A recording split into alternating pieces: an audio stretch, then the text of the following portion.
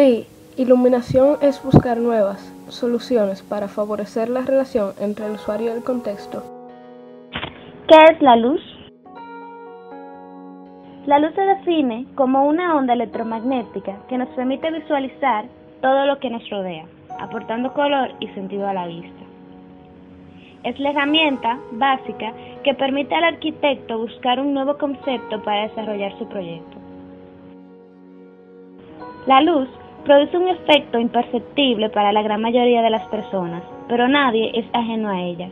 Esto es porque, querramos o no, la luz nos choca, nos atraviesa y cuando lo hace, nuestro cuerpo responde de distintas maneras, permitiendo aquietar o agitar algunos de los estados de ánimo.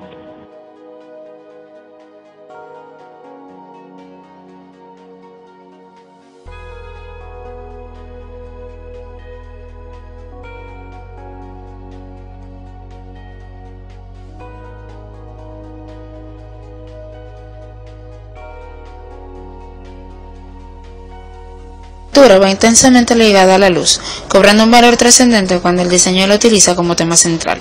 El diseño de la luz plasmado en la arquitectura enriquece la obra y puede hacer una gran diferencia cuando se logra comprender la interacción entre la luz y el espacio, y se consigue dar un carácter expresivo según la obra y de acuerdo a lo que se quiere demostrar. La adecuada iluminación refuerza los volúmenes, imprime fuerza a las texturas y a los diferentes valores cromáticos. La luz no ilumina solamente la arquitectura, sino que además refuerza el concepto creativo y el aspecto emocional del espacio. Por ejemplo, muchas veces no sabemos explicar por qué tal o cual ambiente nos hace sentir cómodos, casi alegres, o por el contrario, porque un restaurante de excelente comida nos parece inhóspito y frío. Think of light as one of the, funnily enough, as one of the most material ingredients within the composition of architecture. It's immaterial in a way that you cannot grasp it, but it's shaping constantly all of us. So we operate with the light, mostly with the intake of natural light, I have to say, as one of the most important elements within architecture, many times associated to circulation and associated to different moments of temporality within a building.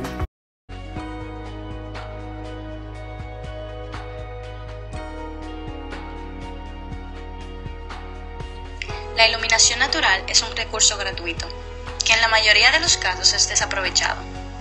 Esta permite apreciar la composición de volúmenes, diferenciar los espacios, seguir un recorrido y disfrutar de las formas, colores y texturas de los edificios y su entorno. Conociendo las posibilidades de iluminar el objeto arquitectónico con la luz solar, se pueden componer espacios con vanos y cerramientos ubicados de manera tal que permitan el paso de la luz solar en determinados momentos y circunstancias, dándole un énfasis especial al espacio proyectado.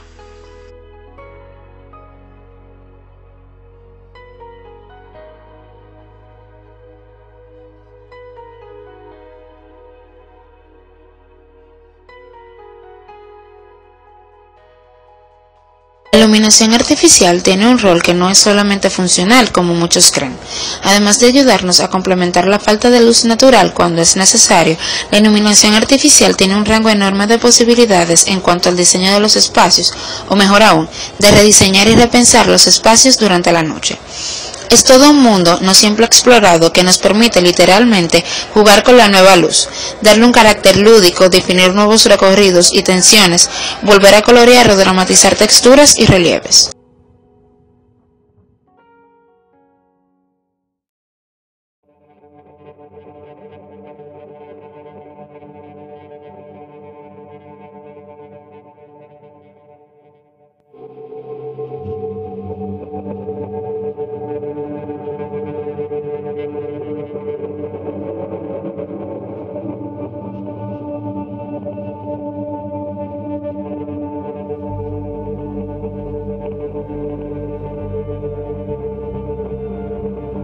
I think space is used interestingly in sacred architecture.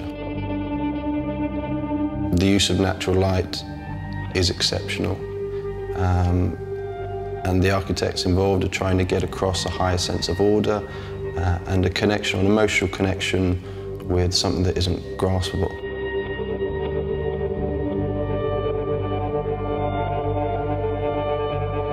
They play with the natural light to create exciting spaces. They use scale a lot to create a sense of wonderment.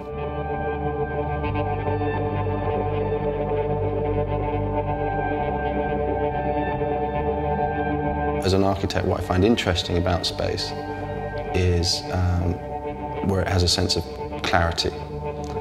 Spaces that have something very exciting about them, and also spaces that have a sense of intrigue about them, that you don't quite know what's around the corner, or spaces that get one thinking.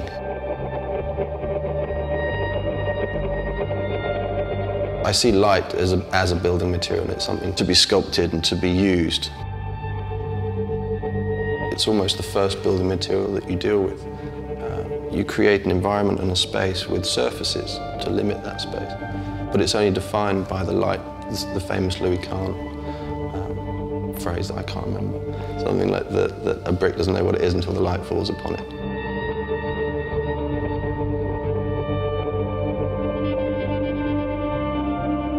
So you have to sculpt that light, and light can really affect someone's emotional state. So to try and bring as much natural light into a space as possible in an interesting way is, I think, the primary skill of an architect.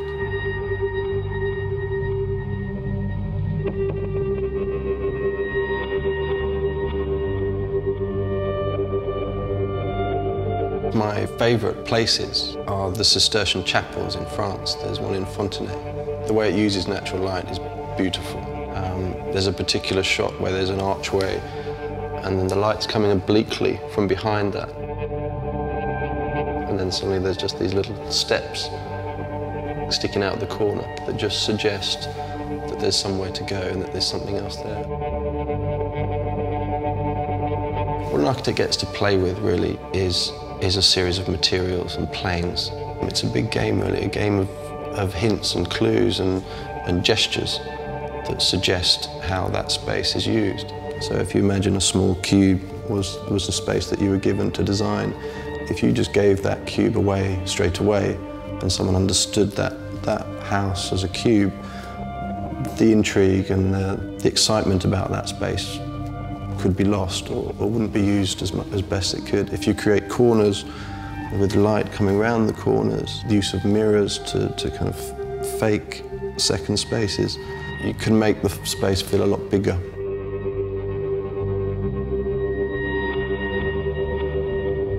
You create the most beautiful space and you've done very well, pat on the back, but fundamentally things also have to work. Things like structure, lighting, electrics, audio-visual equipment, all of this has to be crammed in. It's taking all of that gubbins, all of those things, and turning it into a beautiful whole that looks like a piece of art.